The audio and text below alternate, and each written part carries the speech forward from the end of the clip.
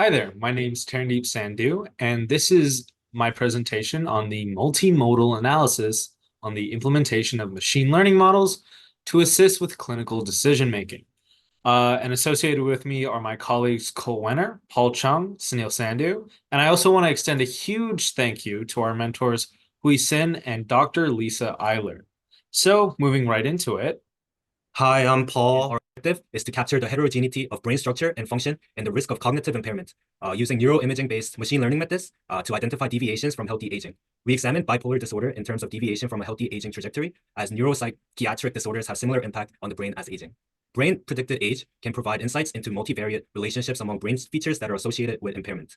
We aim to use standard gradient descent on the MIDI model to answer the following research questions. Which parts of the brain contribute the most to aging in adults? And are these results consistent in patients with bipolar depression? And this is our data set using the fMRI, using free surfer parcellated T1 weighted scans and structural MRI data. Our bipolar disorder group had 44 patients and 32% were female. The mean age was 45.4. And for the healthy control, we had 73 patients, 40% were female, and the mean age was 51.8. Hi, I'm Cole. First, we took the fMRI data and used a random forest classifier and a decision tree model to process the data before passing it to a MIDI model, which generates saliency predictions and returns those predictions. We then use gradient descent on those predictions to get attribution and saliency before running it through final Python analysis. We explored data augmentation in the process to gain structural insights on the data set. The importance was to expand limited data sets, and ours was limited because of real patient data. On the right, you can see an occlusion attempt where the brainstem was occluded from a map of the brain. Now coming back to our initial analyses. So here we can kind of see some figures from which we explored some principal component analysis, t-SNE, decision trees, as well as random forest algorithms. And we did this as sort of an initial investigation to really explore the parameters and features within the data set that were available to us. So that's why we tried these sort of more general, kind of less advanced, a little more primitive data analysis techniques and machine learning algorithms to do some dimensionality reduction and familiarize ourselves with the data set. So what we really want to look at here is the results. So the results from all of this showed us strong correlations within the following parameters.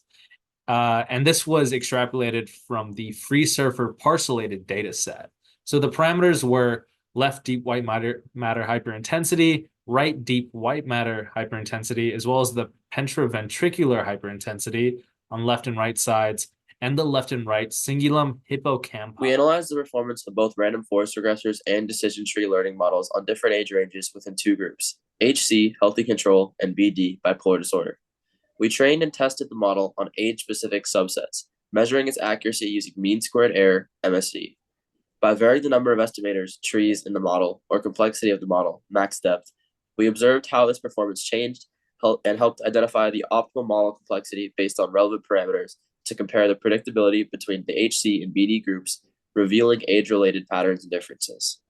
So now coming back to the actual sort of 3D structures, we implemented vanilla gradient descent on the results run from the MIDI model developed at King's College London with the British data set. So we used our own personal data gathered at the University of California, San Diego, and then we ran it through that model, and then we ran gradient descent to get attributions, and we turned those attributions into some saliency sort of scans and maps. So looking at the scans, we can kind of observe the top row of scans is from patients with bipolar depression, whereas the bottom row is from our healthy control patients. And we can see that they're very similar. All of these scans are like the average of the data set, and they're highly consistent with each other.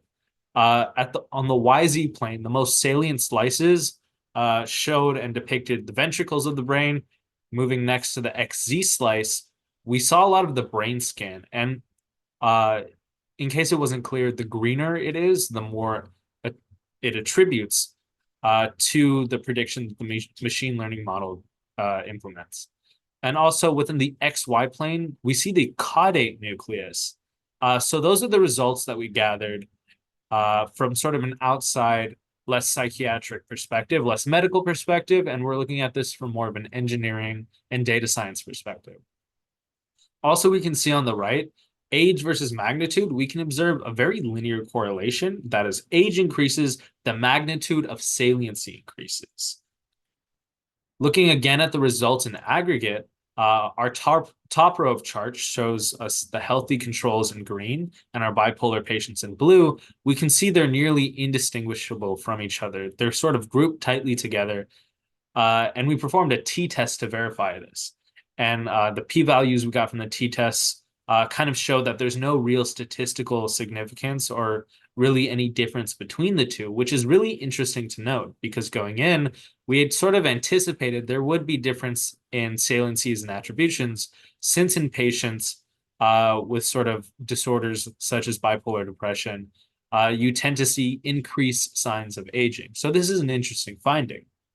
Also, looking at the bottom row of histograms, we can kind of see it kind of lines up with our scatters, and it shows us the distributions of which slice of the brain is the most salient.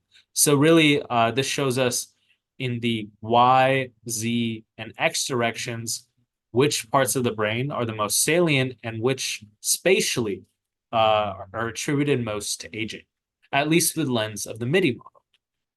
So for conclusions and future work, we found very consistent results among our bipolar depression and healthy control patients with minimal significant differences as determined by our t-tests.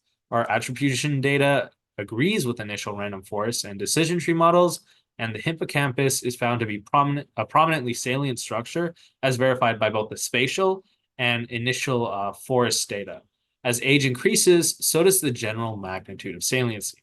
And for future work, we'd like to look more at the intricate 3D structures of the brain, as well as exploring different attribution techniques, such as layer-wise relevance propagation and other associated ones, and considering different models that look at aging and different structures. So yeah, that's our presentation.